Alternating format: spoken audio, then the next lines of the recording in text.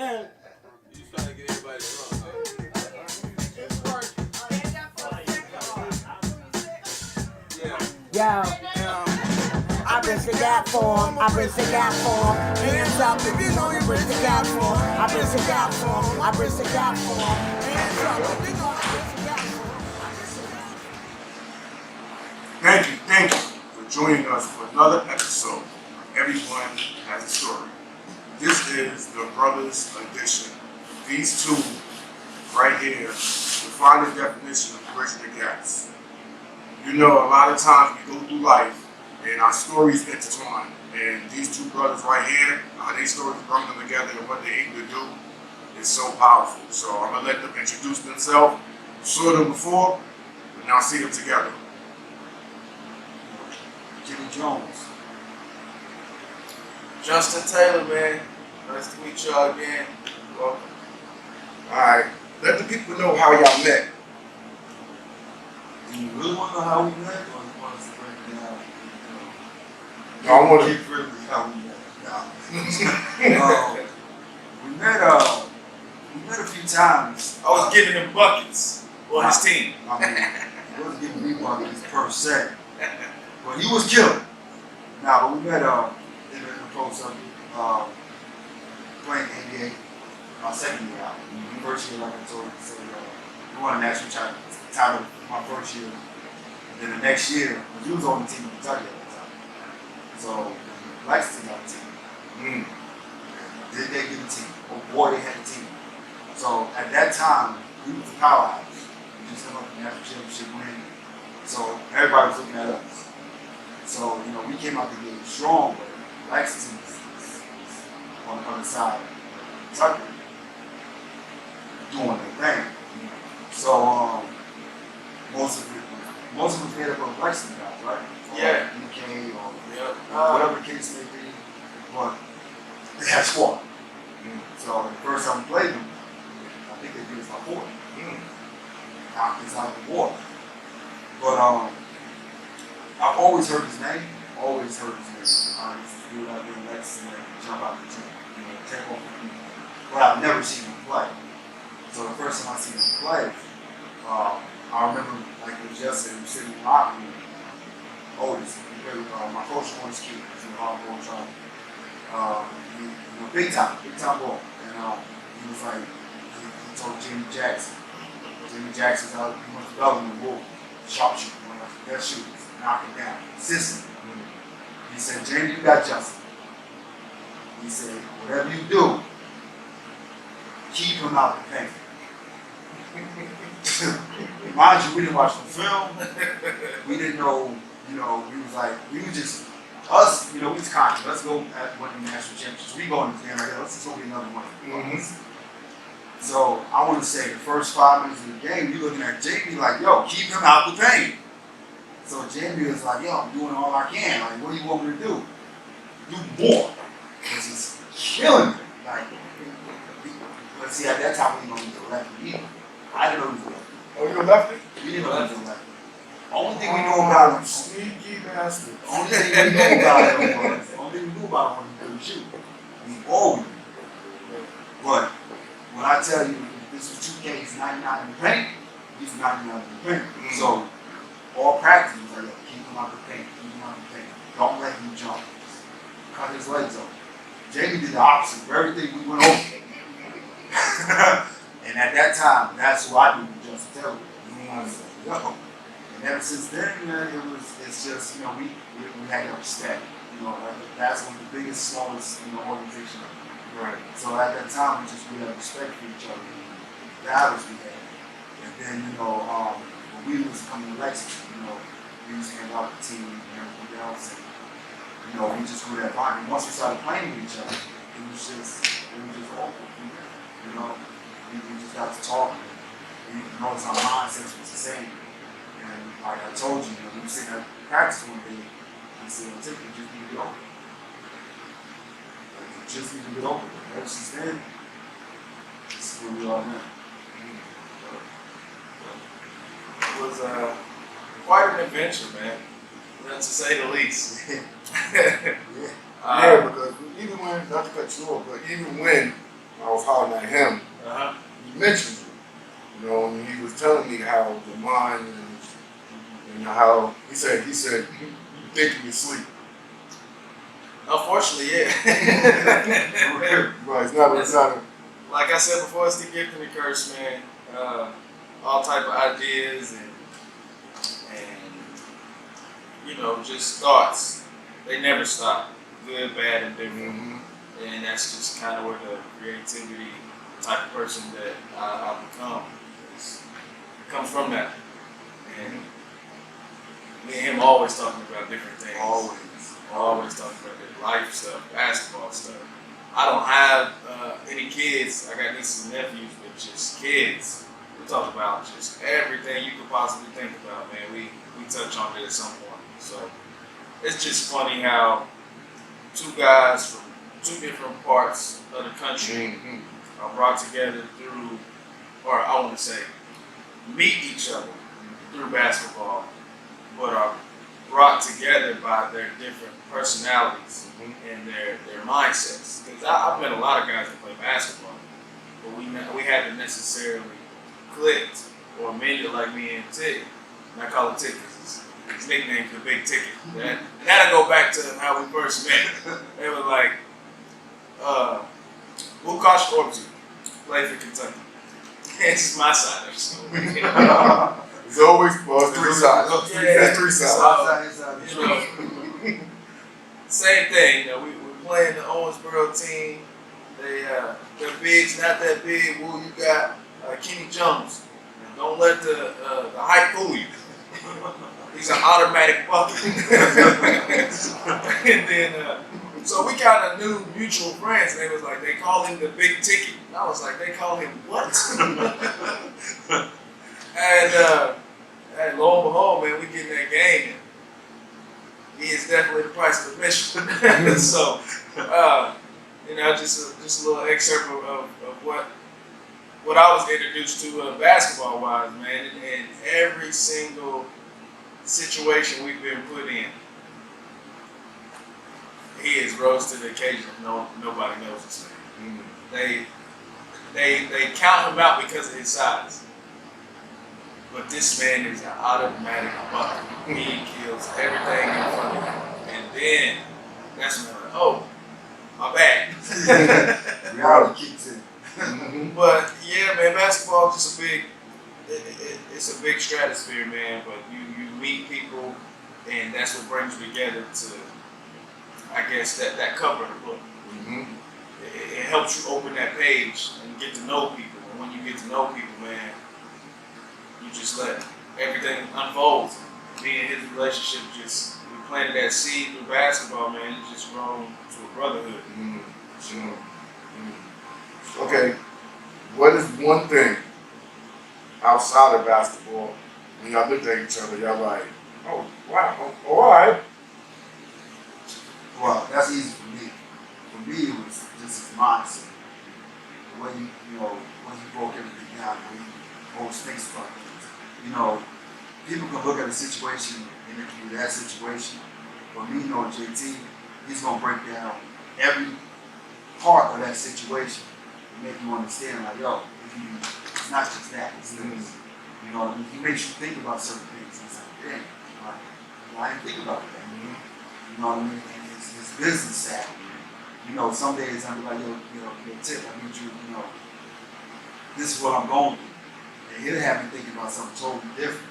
You know what I mean? So the way he thinks, his mindset, and we talk. We don't just talk about basketball. We talk about life. You know what I mean? And the fact that I can call my brother just, shit the breeze and just talk about life, that's enough for me. Beautiful. It's a beautiful thing because the fact that we met through basketball, how often do we really talk about it? You know what I mean? And this is what we both Not very often. You know what I mean? So the fact that we don't even talk about basketball, that right there, the way he thinks is powerful. It's amazing to just witness what he's accomplished in this little bit amount of time. You know what I mean? So the fact that he took time out of his schedule to invest in me, because he didn't have to. Right. When he first started, he was like, yo, I train. You know what I mean? The fact that he was able to get that switch from I'm training little kids, so now I'm training pro. The fact that he dedicated himself to me, what more can I ask for? You know what I mean? He's just a genuine good human being. And it's hard to, and this is the thing about, when you have friends. When you're successful, there's always a hidden gem when you have those certain kind of friends. You know what I mean? They see your success, they see, your names in lights, they want a part of it. You know what I mean? There's always a hidden gem. Now, one time that Jason ever had that hidden gem, it's always encouraging. It's always, well, don't look at it like this, look at it like this. You know what I mean? It's always another option. So just his mindset, it's just the way he thinks about things. That what drew me in. And the fact that, he'll drop anything for you. You know what I mean? Not to, it's okay for you to say it, but how often you want to do it. Right. You know what I mean? Right. Same vice versa. Mm-hmm. See, you need me, I what you need me. Mm-hmm. That's just how it is, that brotherhood, that bond. You know what I mean? Just because we're not blood related, means absolutely nothing. So just the way he thinks, just, genuinely good human being, that's it. You know what I mean? You ain't gonna start crying on you. Nah, man. That's what we do. That's just what we do. That's what we do, man. It's like you said. I think that's one of the reasons why we just kind of just clicked the way we did. Yeah, we didn't come from the same womb, but it felt like you got certain connections with people. And that I think what really helped us was we're two very genuine people. Anybody that actually needs help and we can help them, we always try to do. So I really feel like that was one of the things that helped us just grow outside of basketball. Of course, we were going to grow with basketball. It's something we both mutually love. We have an unbiased respect for basketball. So you take that aside and you grow another entity, a part of your life. And I think because we hit it off with basketball, it really kind of catapulted life outside of basketball. So when you've seen the genuine care and want each other to succeed, not necessarily the crabs in the bucket type thing, it carried over to life. Like, man, this dude is cool. Like, I introduced him to, my lifelong friends, and they embraced him because the people that you keep around you are kind of what mold you. So if you're around genuine people, they see other genuine people. Yes. So they don't have a problem with embracing somebody. Like he said, people with a hidden agenda, they don't like to really bring people in because they're like, okay, you like me, so what is your agenda in between? How does it intertwine with us? Like, what do you want? It's never been like that with me. Matter of fact, it's like my mind never stops. His genuine personality is the gift and the curse. Sometimes it's an open kid like, yo, Tick, I'm good. You ain't gotta do that. You ain't gotta do that. I'm good. No, Tick, I got you. And that kind of brings me to, and I don't want to jump around, but how I got out of basketball and watched him be so successful. He brought me back into it. You was singing. How so? I'll let you. How so? So, as I was growing my brand, doing the training, of course, as we talked in my segment, I coached, and then I did the semi-pro, tore my knee up. And you have to play a year season. Yeah, Play a year season. I would have been an MVP, and it was just how I recovered, how I came back. He saw it, like, man, you still got it. That drive's still there. This setback didn't really, hurt your focus. He was like, you're going to get back. If I can ever get in a situation where I can help you get back, I'm going to do it. Lo and behold, so as my mind is always working. I always tell my mom, I said, life is chess, not checkers. I said, a lot of people out here just trying to move. Yeah. And I said, I try to move strategically. Mm-hmm. And while I was doing my training, while I was coaching, I picked up a job at the airport. And by you working at the airport, at that time you got free flights. So I'm thinking, okay, I'm gonna try to take this training thing to another level. So I'm gonna take these free flights and I'm gonna try to go to New York and train some people. I'm gonna try to fly to California where my brother is and train some people out there. I was gonna use that as another avenue to, you know, grow my training, grow my brand. Well, at that time, Tink was going back to Canada to play. And so he's up in training camp, and we would always talk like, Tip, you still working out? You still, bro, stay ready so you ain't gotta get ready. Like always. So he gets up there in Canada, he's in training camp. The coach is telling him like, man, I need a big athletic guard. He said, say less, say no more. I got somebody for you. I think you said it was like right after practice. He hit me up that night, Tip. I need you to send me your video. I need you to send me your footage. Okay? Let me give it to the coach. You know, gave me the rundown of what the coach was looking for. I sent it to him. I can't remember exactly, but I want to say me and Kenny talked on Tuesday.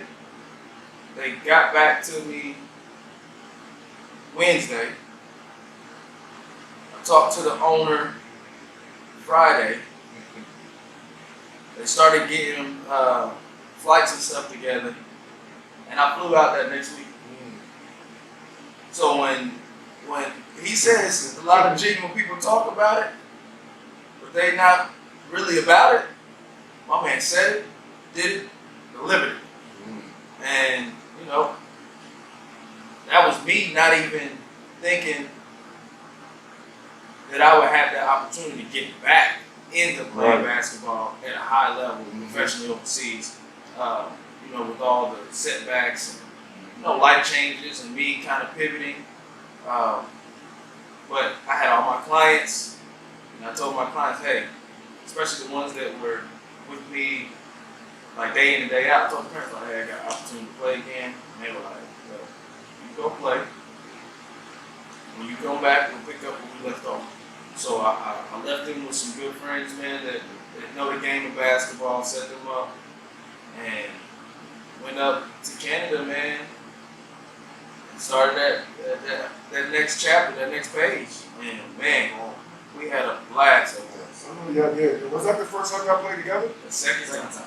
Yeah, because the first time was This was the first time we played season. overseas, right? You know, technically Canada was Right. so that was the least that I was able to do. You know what I mean? The reason why I say that is because go back to how much he invested in me. You know what I mean? Because when I was heading back to Argentina, it was like a lot of training. We used to go up to LAC, we used to work the out. You know what I mean? And I used to tell him all the time, like, you know, you still got it.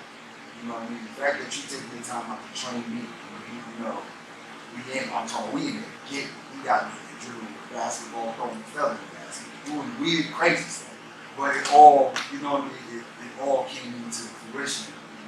You know, it all came into one. I didn't know why. So I realized, like, dude was crazy, but he knows what he's doing. You know what I mean? So that year that I went back to Argentina, that was a play year for me. So I'm looking like, why we gonna stop there? You know what I mean? So every year, it was getting, every time I came back, it was getting. So I told him, I said, yo, listen, the fact that you're doing all this, you know, on a professional level, now it's time to get your own. You need to do that. Because now, if you can do that with me, you can do it anyway. Right. You know what I mean? And believe it or not, JTI's IQ is ridiculous. You know what I mean? When it comes to the game of basketball. And it's ridiculous because it's not just his position, one of our position.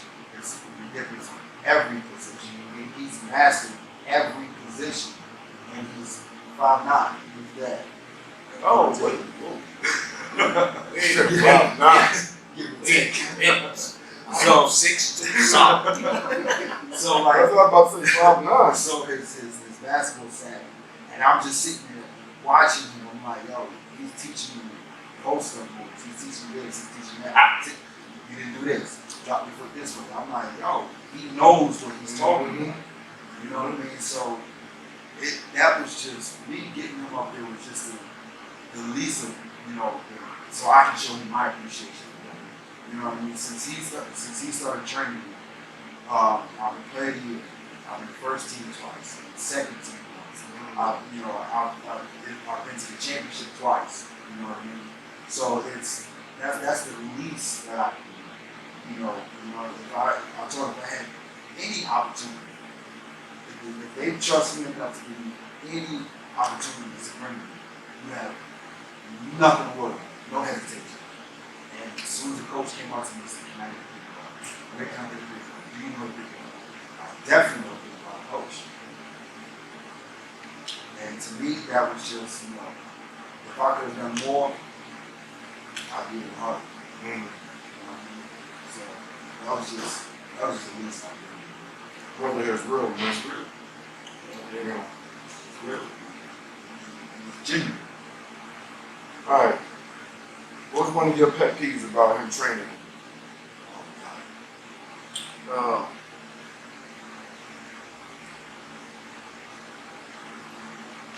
Tick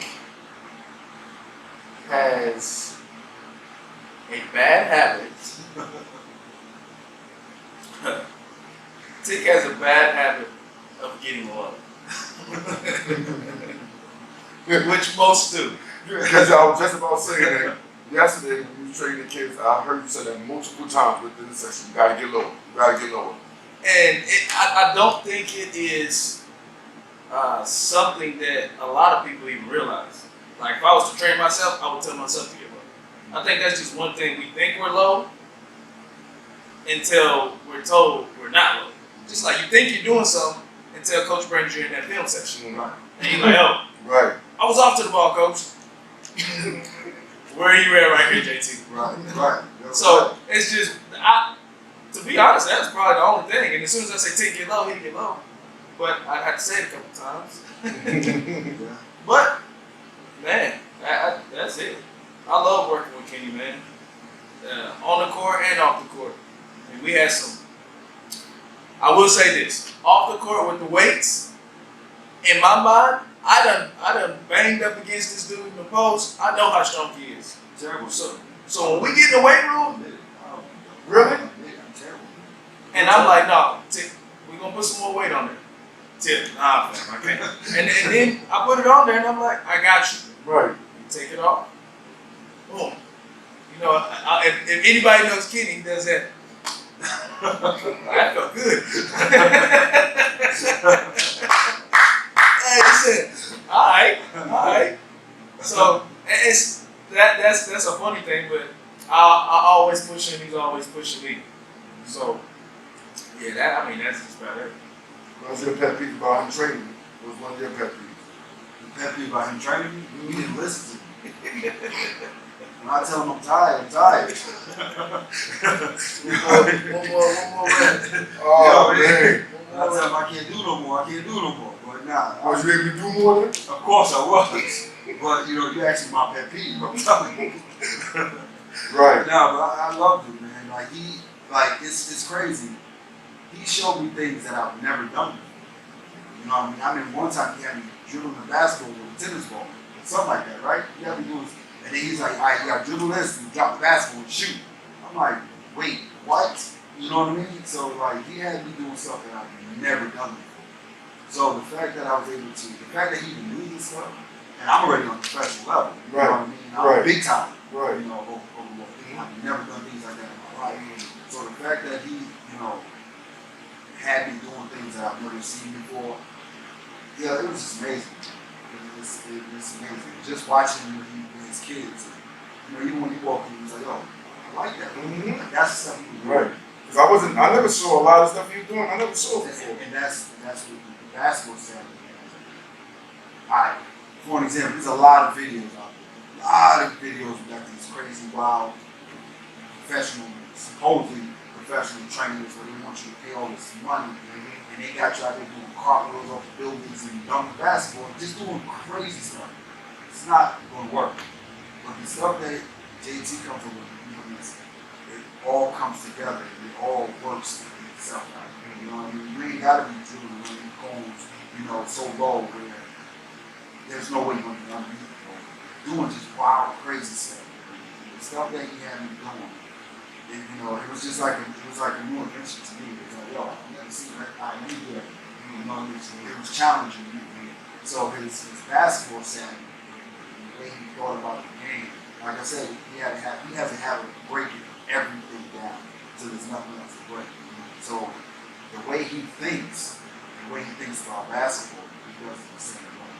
So the fact that he's able to do that, I put all my trust in him. He was like, Tick, I got you. You know what? I got you. And I trusted myself with it. And man, those 6 years I've been in Argentina has been, boy.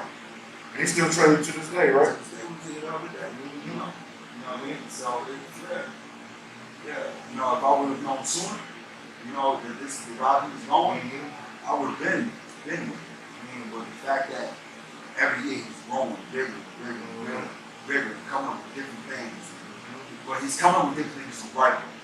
Because you got coaches out there, you got personal trainers that come out there, and you can just watch and be like, yo, what is that? And the way the game is evolving, Right. everybody wants to shoot threes. Right.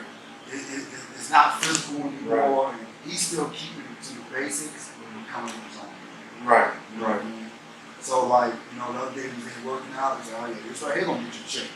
This pushing me and he's making me work. And that's what, I love so much about JT is he doesn't let me settle for less. You know what I mean?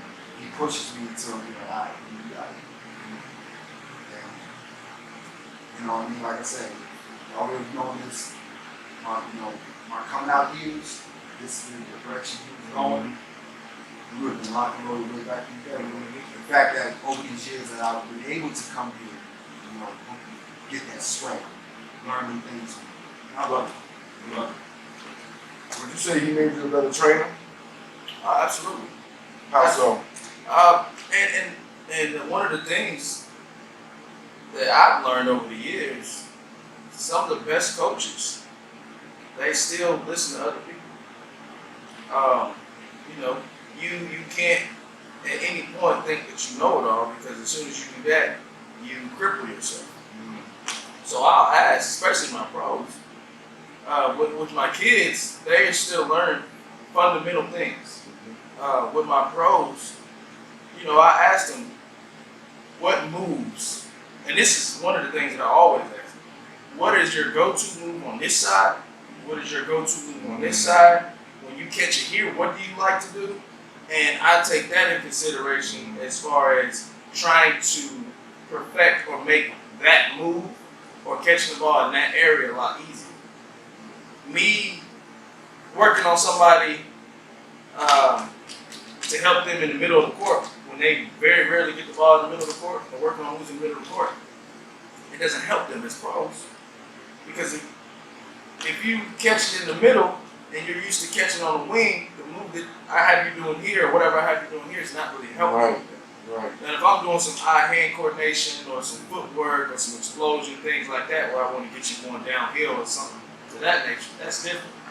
But I always try to listen to them and ask them, like, hey, what do you feel is your weakness here?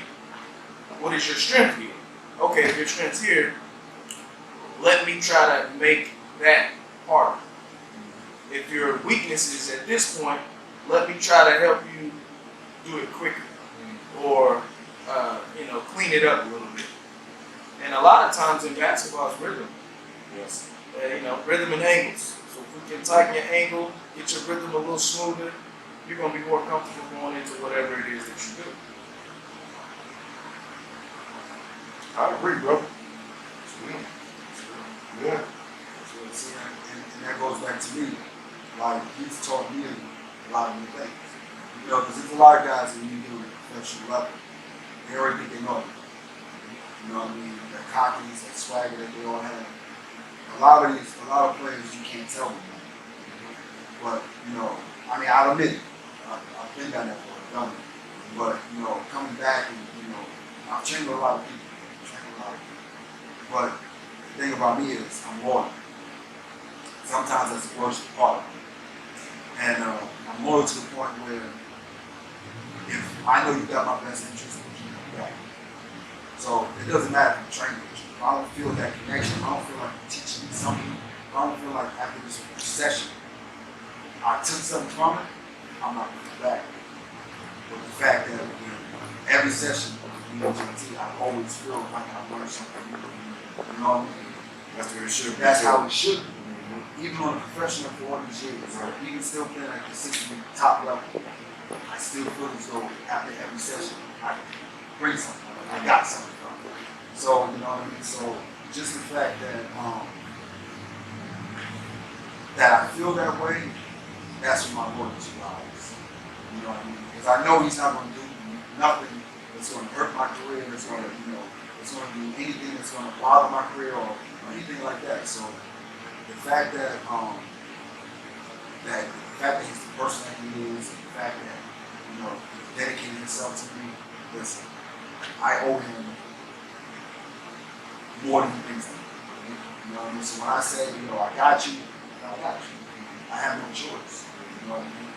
So Both of y'all seem like real genuine dudes. I mean, you know, we already, you know, had a relationship. Meeting you is just like me meeting him. You know. So let me switch it up a little bit. What is one of the funniest things you ever saw him do? whoa. I don't know if we need to have this conversation. I want to know. Nah, shoot, it's been so many. Just pick one or two. Man. Basketball related? Yeah, basketball related. I don't care. Oh wow. It does not matter. I don't know if we should even talk about this. Because you don't think we should talk about it, we're gonna talk about it.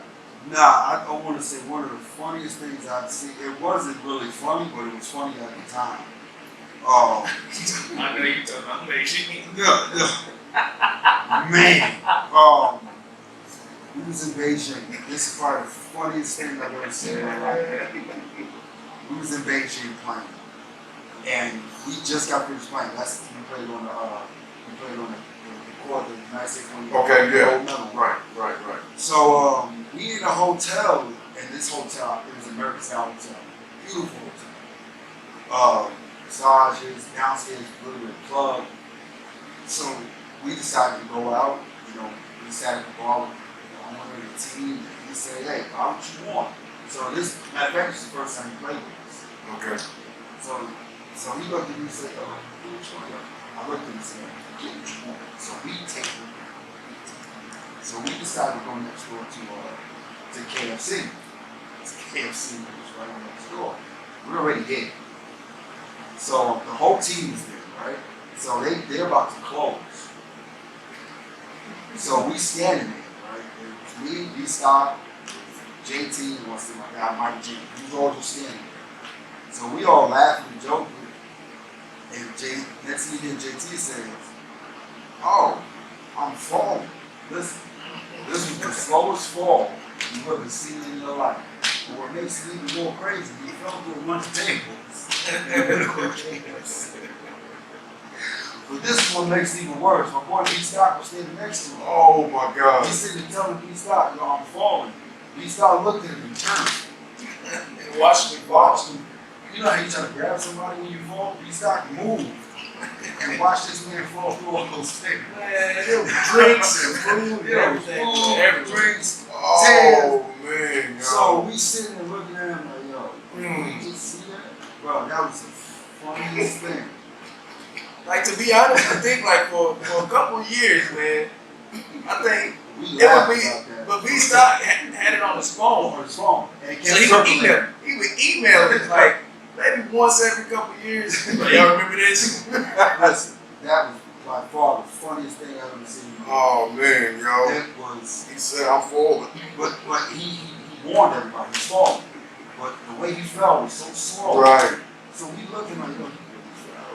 Like, funniest thing. I don't know what it was. It's like, you know, when you're like leaning on something and you feel it moving, and it's like everything just happens in slow motion. Right. So I'm like, I feel myself about to fall, but I can't catch myself. So I'm saying I'm falling, so I get some help. Oh, Y'all seen the Kevin Hart, help me. Right. Did nobody help? You ran for beat. You did nobody He just help. said, Slid right on slid that right board. on out the way. He hit them tables.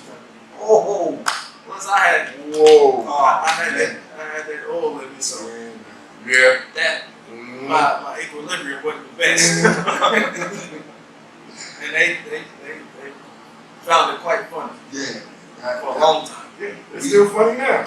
We talked about that for the rest of the trip. I bet. Man, I bet. we used that for a minute. So we talked about that for the rest of the trip. What was that? Man. 3 weeks? Yeah, it was Three really for a and a half minute. weeks? Yeah, man. It was crazy. You up? I'm sitting there trying to think. It's really so, man. Man. Things that we can actually talk about. Right. I'm saying that's why I love, and that's why I love. Actually, you know, this is the first edition, the first brothers edition. You know, and that's why it's funny because y'all can talk about each other. And I had to ask this question. I'm actually filtering my brain Oh yeah, so right. I can tell you all something that I can actually say. in the So let me filter out the things Yeah, I can't say. it's been a journey. Yeah. It's been a journey. Man. Take your time, cause I want to hear this. This is a funny one, and it's just one of them. This is when we was playing in Canada together. Oh, no. So it's actually basketball. Really. So we go through a walkthrough. We go through a walkthrough. We were about to play that night. I think we were actually about to play one of the other top teams in our conference. Let's talk about one. Matter of fact, I think at that point we were number 3 in the league. They were number 1, and we were going through this walkthrough. And at the professional level, man, you know, those of you that do play, those of you that don't play, as a pro, you want to get shots up. You want to get in your rhythm. Then you kind of close it out where you kind of recap of some of the sets that you want to run, things of that nature. This particular coach that we had, man, I honestly, I don't know his mindset, but this whole walkthrough, which walkthroughs aren't really that long, it was about an hour and a half, Almost 2 hours. almost 2 hours. Mind you, we still got to play. Yeah, 'cause that's a long time. It's long, it's a long time. We literally were going through every single play, full speed, and Tick was getting mad because the only options that he was telling people to shoot was guards. So we don't win. Ain't nobody got no shots. We might have got maybe 5 minutes of shooting up.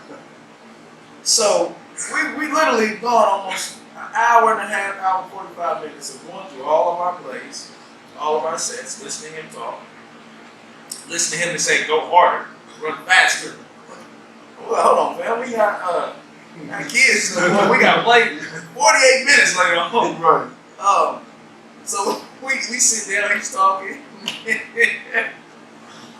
And Kenny says, man, this walkthrough was bullshit.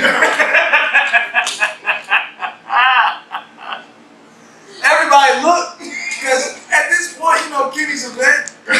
Kenny's name is well established in his league. Kenny's name is a big name in this league. And, you know, his word carries weight. And when he said that, everybody looked like, oh shit. And then one of the guards was like, what do you mean? He said, what do you mean what do I mean? Y'all got all the shots. Ain't nobody got no shots up and no bigs got no shots up. Yeah, this walkthrough was some bullshit. And I'm just sitting over there like, you know what? Right. He right, right? I'm not saying that. He right, right? I'm not saying that. I'm gonna leave that alone. Leave him alone. Go ahead and let it out, big guy. You must be holding on to that. Nah, bro. see, the reason why it's so funny because that's not me.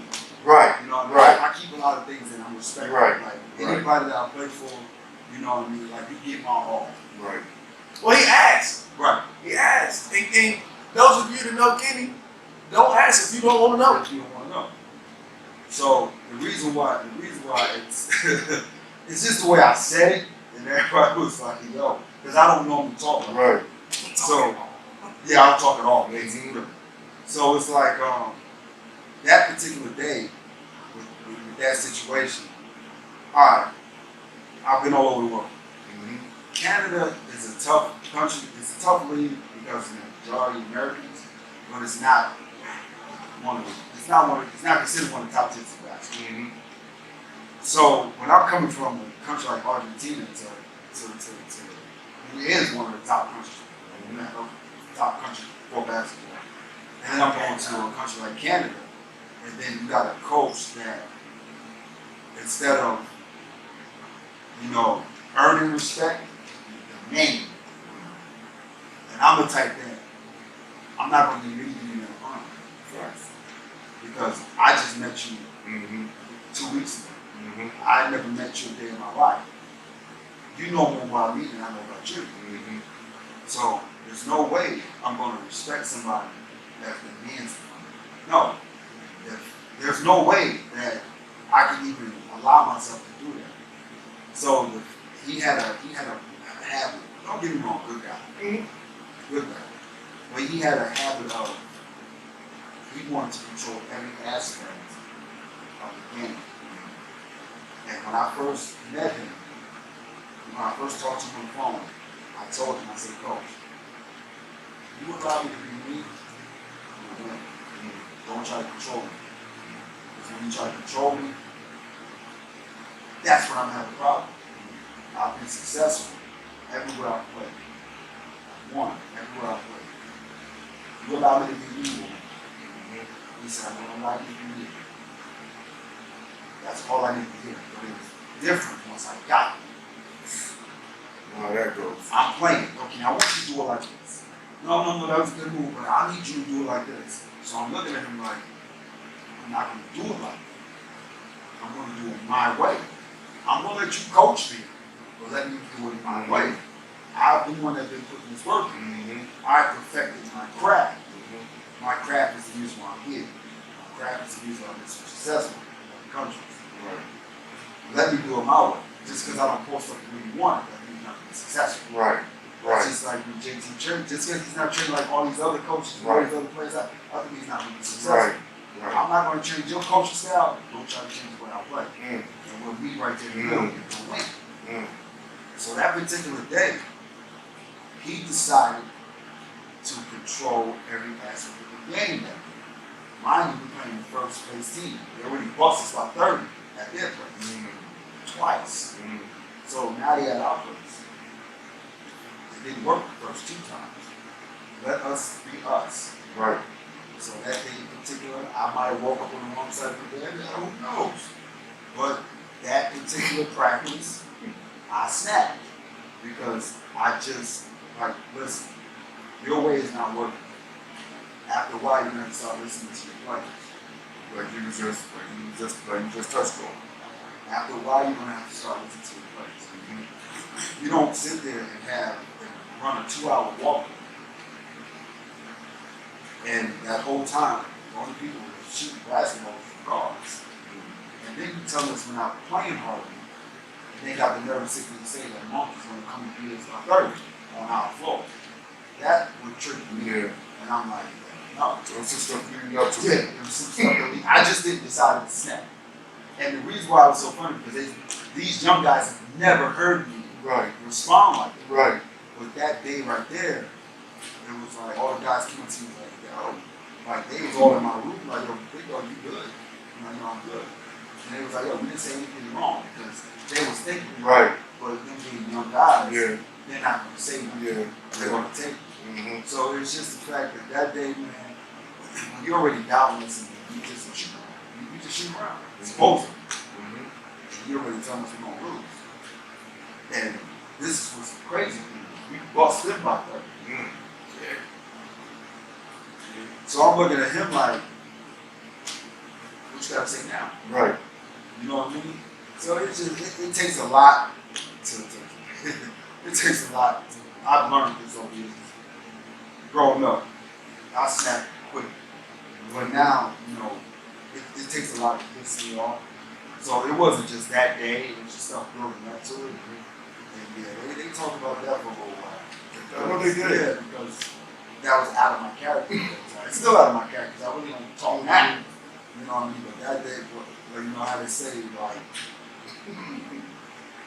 when you speak, they listen. Yeah. And Yeah. they listen. Mm-hmm. You know what I mean? So it's, and then what made it even worse was a young guy there trying to step up to me. Now listen here. You shut him and sit over there. Because at the end of the day, you might think you are, but you ain't bigger than I am. Mm-hmm. You know what I mean? Like, at that, the crazy thing is, at that time, he wasn't. At least he thought he was. We all made sure he knew. In reality, he wasn't. I got you. You know what I mean? I got you. So it's just like, you know, yeah, we gonna stroke your ego a little bit, young fella. Because I need him to play well. Yeah, we gonna stroke your ego a little bit, young fella, because you're the man. Mm-hmm. I haven't played in a few years. You was here last year. You became the man. When you first came in, I was like, yo, we're not coming here to take your shot. We're coming to make sure everything you deserve to get. Right. We the best. We're playing in the background. Right. And don't think 1 second that you got more power than anybody on the team. And that day he felt really bad. So I had to put him back in his place a little bit and let him understand, like, yo, it ain't going down like that. It was funny because, as I said, we was running through the plays. You know, coach like, oh, hit the first option, hit the second option, hit the third option. Well, every time he went, it was always his option. Always. It wasn't like it was like, okay, this time we hit this first option, everyone hit this first option this 5-6 times. Right. It was like, okay, we hit option 1, hit option 2, hit option 3. When he went, okay, if he was in option 1, He was one going to shoot it. hit option 1, hit option 1, hit option 1. And you do that for 2 hours and you telling everybody to sprint, cut, get to these spots, and then nobody else touching the ball, then everybody tired. And like, damn, we got a game tonight and I ain't touched the ball, I ain't got the feel of it. The other team's about to come in, so it's not like I can stay and get some shots up. He was, it was just a lot. So yeah, it's one of those things. Once you turn that pot of boiling water on, it don't just start boiling it right as soon as you turn it on. Mm-hmm. So I like that analogy too, brother. That's true. No, not right away. All right, now y'all build a crazy connection. Why do y'all believe that us as black men can't build connections like that? honestly, I feel it's a defense mechanism. Mm. We as black men have trust issues because the world we live in is hard to trust. Every time you turn around, there's situations we see on TV where the trust is broken. When you break trust, it's hard to get it back. That's in anything. Not to say it can't be mended because we trust each other, but it's just one of those things that when you subconsciously see it happen over and over and over and over, you build up a wall. And that wall is your defense. So you don't really let people in. And you know, I think that's one of the harder parts for black men to trust.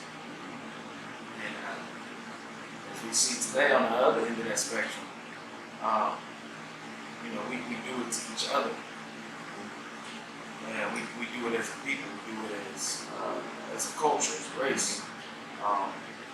And you know that could be a whole nother episode, but that's just a tough thing to see, and we just have to try to break those walls down brick by brick and start to trust again.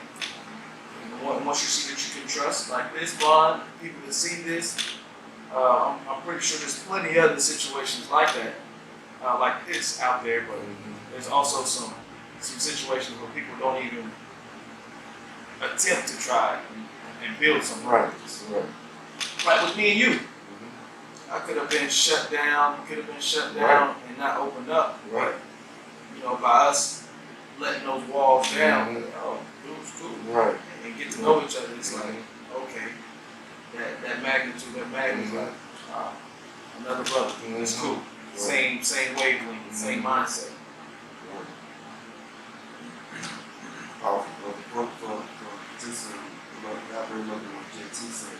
For me, it's also a mindset. It's a mindset. It also has a lot to do with where you're from. Because everybody's not from the same place. Everybody will think the same. You got a lot of people out there that trust and loyal to the wrong people. You know what I mean? Like, you might be loyal to the man you grew up with, but really what has your man really done for you? You know what I mean? And it's hard for you know, people, us as black men, just the black culture, to let that go. You know what I mean? Like, there's nothing wrong with finding new people. There's nothing wrong with finding new friends. There's nothing wrong with, you know, building a home somewhere else. And everybody wants to be, especially in black culture, everybody wants to be loyal to their hood, to where they're from. Right. And that's like, you know, what JT going with, well, in my opinion, going with what JT said, that's the wall. You know what I mean? Because just because you're from this spot, I can't kick it with you. You know what I mean? That mindset. It's nothing wrong with leaving where you're from. You know what I mean? To build a new future, to build this, to meet new people, to open up, to learn new things. Your hood, your place ain't going. There's nothing wrong with going back. Right. You know what I mean? So like, I can honestly say I don't have the same things I had growing up because I put myself in this situation. You know what I mean? And I go home. You know what I mean? But that's not me. So it's just, for me, it's just a mindset and the way you're taught. Like, you're taught that you have to be loyal to that particular area, to those particular people you grew up with, to that certain area you come from. You can't turn your back on it. Just because you leave, that doesn't mean you turn your back on it. You just looking for more. Right. You know what I mean? Right. Me coming from New York, I would have never thought I'd be in Kentucky. I'm in Lexington, Kentucky. Leave New York. You know what I mean? So now, like, one of my best friends is sitting across from me. My other best friend falls out somewhere, but he knows where he's at. But he's here. You know what I mean? Right. So it's like that bond. There's nothing wrong with building a new bond with somebody else. You know what I mean? You're not turning your back on the people you grew up with. Right. You're just doing better things. Right. And us as black people, you gotta understand, like, listen, there's more out there than where you're from. There's a bigger world than Washington, New York. There's a bigger world than Mexico, Kentucky. You know, there's bigger things out there. There's more people. There's more knowledge out there. And once we bust that wall down and understand, like, yo, this, I don't have to accept this. You know what I mean? There's enough room to have 100 new friends. There's enough room. Yes. You know what I mean? Yes. So it's just the fact that you gotta put yourself in a situation and understand that there's more to life than just to be loyal to a certain demographic. You know what I mean? But if you don't put yourself out there, how do you know that? I try to tell people that there's a guy that I work with, his name is Tony, young guy, young guy. And I tell him, I said, and he tells me all the time, like, yo, my family looks up to me. And I'm the youngest. And I look at him, I'm like, why do you think they look up to you? You in school, you got a job, you got your own car, you're doing what you're supposed to do as a man, 20 years old. And I tell him, I said, but you gotta understand, it's bigger than Lexington. It's bigger than Lexington. He's like, yeah, but my family don't want me to leave. I said, you ain't got nothing to do with this. It's bigger than Lexington. You gotta do what's best for you. You can't continue to be loyal and you get nothing out of it. You know what I mean? And I tell him, I said, yo, the only advice I can give you as being young, you need to travel. You need to go to other places. You need to see different places. And that's gonna open everything up. That's gonna open your mindset. That's gonna let you open up, get the knowledge, and let you understand like, yo, it's bigger than where you're from. You know what I mean? So there's no rule to just being loyal to home. There's no rule to it. You don't have to do that. You know what I mean?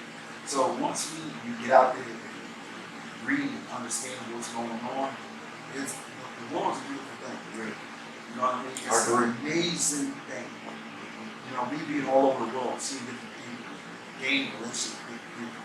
Like now my home is Lexington, Kentucky. When I got here, they didn't have to embrace me. Right. You know what I mean? I could have just been a hooper that just walked around and like, you go do it, but they embraced me. And they didn't have to do that. You know what I mean? So, but I opened myself up to that. Right. You know what I mean? If I didn't open myself up to that, who knows what I had going on. But it's just, man, the world is a beautiful thing if you open yourself up to it. Man, like I say, man,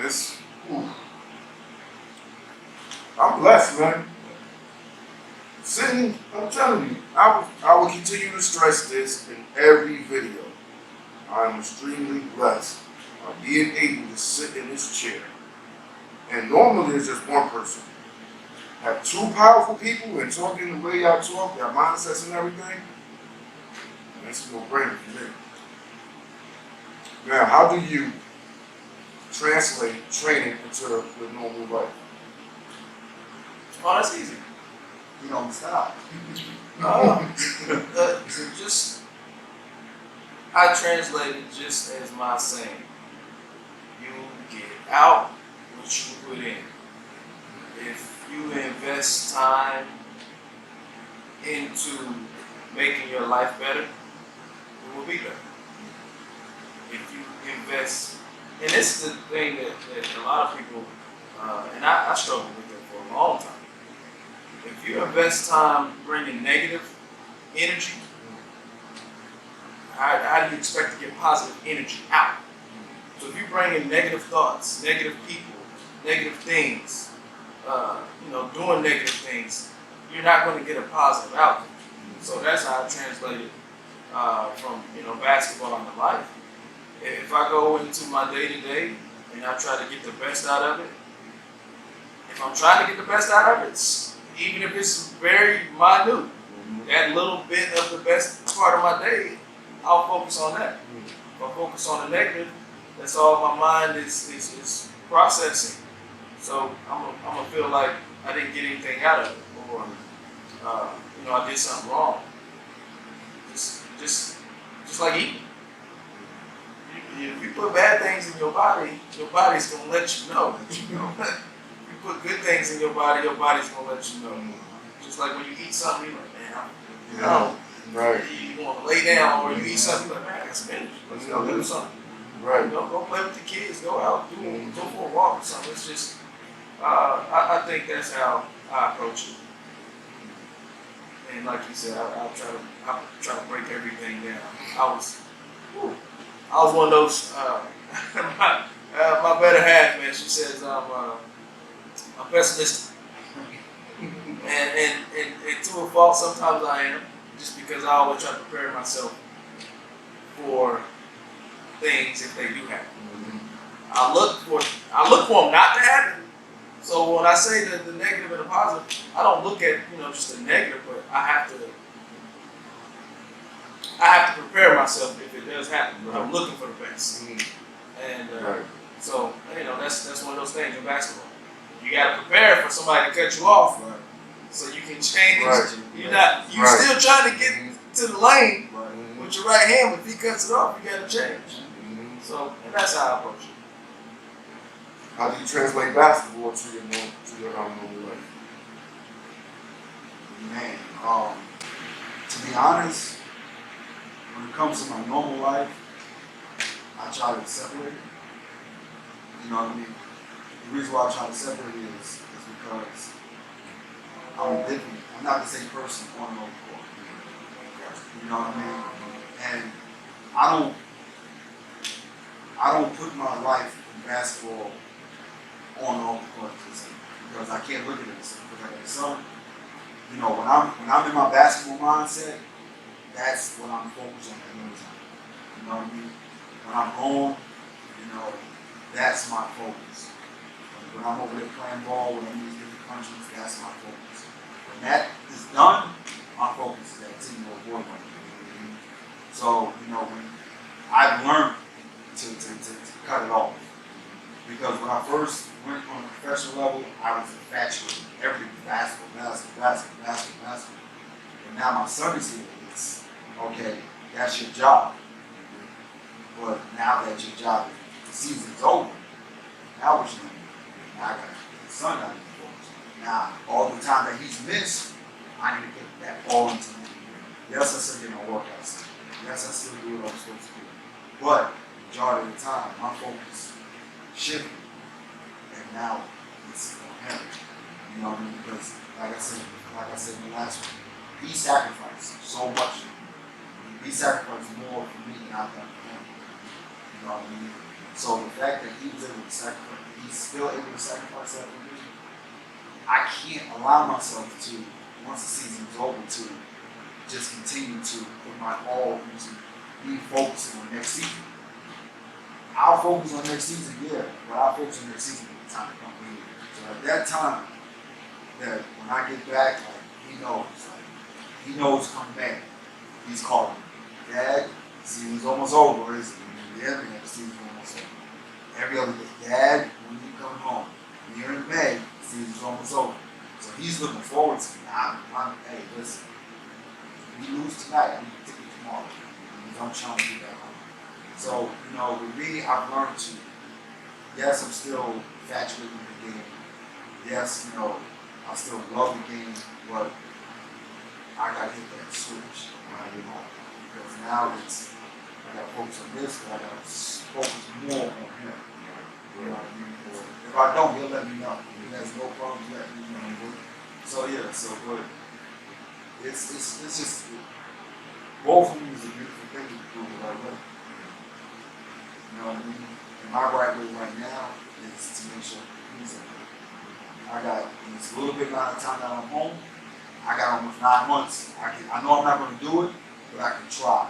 Right. To try to make it within 9 months. You know what I mean? So he knows that even though Dad is gone, I got that. When I come back, he knows my dad got me. You know what I mean? So yeah, that's just for me. Man, listen, I'm good on my end. I pray everybody else is good too. What y'all want to leave the people with, man? I think for me, just try to be genuine. Try to be be the best that you can be. Live life, man. Live life to the fullest. Not to say trust everybody, but give everybody a chance. Mm-hmm. Give everybody a chance, give everything a chance. So that's what I would leave on. And then that goes back to, you get out what you put in. So if you try, then you'll find out. For me, it's just love life. You know what I mean? Just because we're basketball players, that's the path we chose. That's not everybody's path. You know what I mean? Just, whatever you decide to do in life, do it to the best of your ability.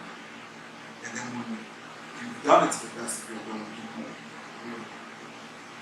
You know what I mean? Because, there's a saying in basketball, there's always somebody out working you. While you sleep, somebody's working. So just enjoy the process. Trust the process. That same actually works. We are walking testament of that process. Trust the process. It might not make sense to you today, but tomorrow it may. Mm-hmm. Tomorrow that switch is going to click on. And just love what you do. you can't give your all to it, don't do it. Don't start something that you can't put your all into. Because at the end of the day, what you start, you don't want somebody else to finish it. Really? You know, and that's just being real. Nothing is gonna come easy. If it comes easy, you don't want it. If it comes easy, it's the end of the journey. You know what I mean? Just trust the process, love the process, love yourself. You know what I mean? We are a walking testament to what hard works gets you. And if I can tell anything to these young kids out there, one thing that I'll improvise the most, listen to your parents. That is the main thing. Listen to your parents, listen to whoever you look up to. Listen to them. They've been through it. They know what it's about. Y'all haven't invented the wheel. The wheel has already been invented. There's nothing that you can say or do to anybody that has not already been done. And just love and live life and enjoy it.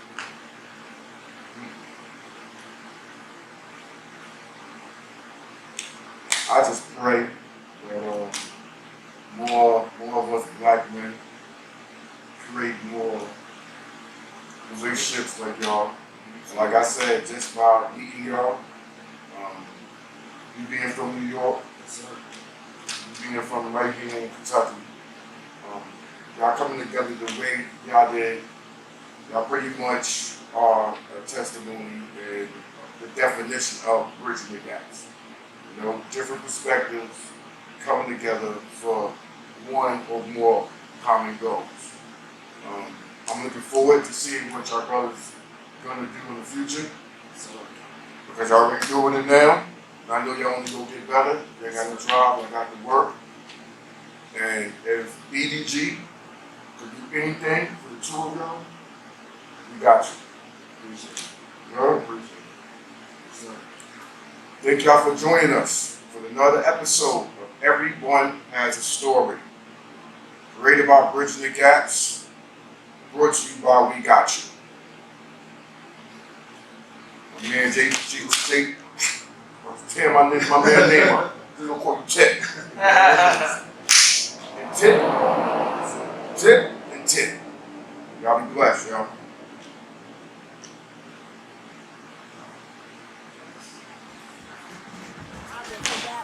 I bridge the gap for him. Hands up if you know you bridge the gap for him. I bridge the gap for him. I bridge the gap for him. Hands up if you know I bridge the gap for him.